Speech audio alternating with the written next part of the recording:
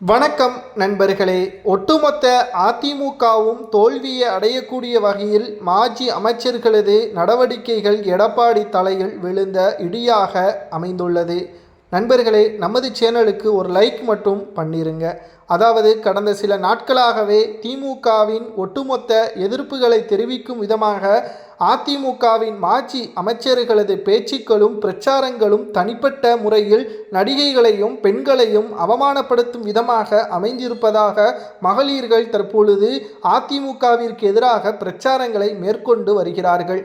அதிலும் குறிப்பாக சில மாவட்டங்களில் சி.வி. சண்முகம் மற்றும் முன்னாள் அமைச்சர்கள் உருவப்படங்களில் செருப்பு மாலை அணிவித்து எதிர்ப்புகளையும் தெரிவித்துள்ளனர். தேர்தல் ஆணையமோ வருகின்ற சட்டசபை தேர்தல் ஏப்ரல் 23ஆம் தேதிதான் நடைபெறும் என்பதை அறிவித்துவிட்டது. தற்பொழுது அதிமுகவின் வேலை என்ன? திமுகவை வீழ்த்துவதற்கு களத்தில் இறங்கி கிராமங்கள் வரை சென்று அதிமுகவை வெற்றியடைய வைப்பதற்கான பிரச்சாரங்களை மேற்கொள்ள வேண்டும். ஆனால் இங்கோ அதிமுகவின் மாஜி அமைச்சர்கள் தனிப்பட்ட முறையில் அதுவும் அவதூறுகளை பரப்புவதும் திமுக வெற்றியடைய வைக்க மறைமுகமாக ஆதரவுகளை அதிமுகவில் இருந்தே செய்கிறார்களா என்ற ஒரு கேள்வியும் அதிமுகவின் தொண்டர்களுக்கு மத்தியில் நிலவுகிறது. ஏற்கனவே 20 கட்சியுடன் திமுக கூட்டணியை வைத்து சட்டசபை தேர்தலை எதிர்கொள்கிறது. ஆனால் அதிமுகவோ பாஜக, பாமக, அதுவும் பாமகவில் ஏற்கனவே உட்கட்சி மோதல் இருப்பதால் தற்பொழுது பாமகவின் முழுமையான ஆதரவும் அதிமுகவின் கூட்டணிக்கு கிடைக்குமா என்பதும் சந்தேகம்தான். இப்பேற்பட்ட ஒரு சூழலில் சி.வி. சண்முகத்தையும் சில மாஜி அமைச்சர்களையும் எடப்பாடி கட்டுப்படுத்துகிறாரா?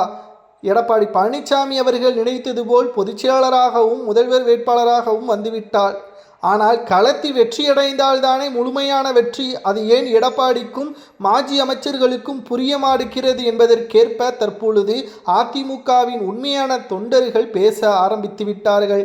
ஒன்று மட்டும் உறுதியாக நம்மால் கூற முடியும். கிட்டத்தட்ட இதுவரைக்கும் எம்ஜிஆர் அவர்களாலும் ஜெயலலிதா அவர்களாலும் கட்டிக்காத்த அதிமுக தற்பொழுது சி.வி. சண்முகம் போன்ற மாஜி அமைச்சர்களால் தற்பொழுது எதிர்க்கட்சி அந்தஸ்தை இழக்கக்கூடிய நிலைமைக்கு வந்துவிடுவோம் என்ற அச்சம் தொண்டர்களது நிலை வந்துவிட்டதாகவும் தற்பொழுது சமூக வலைதளங்களில் நம்மால் பார்க்க முடிகிறது. ஜெயலலிதா அவர்களது ஆட்சியின் பொழுது ஒரு அமைச்சரது பெயர் நமக்கு தெரியுமா? அந்த அளவிற்கு விடிந்தால் வீட்டு வாசலில் காவல்துறை இருந்தால் அமைச்சர், இல்லை என்றால் எம்எல்ஏ என்ற நிலைமைதான் ஜெயலலிதா அவர்கள் வைத்திருந்தார். ஆனால் இப்பொழுதோ எடப்பாடியிடம் பணத்தை பெற்று ஆதரவாளராக இருக்கக்கூடியவர்கள் அதிமுகவின் நிலைமையை தலைகீழாக மாற்றிவிட்டார்கள் என்ற குற்றச்சாட்டு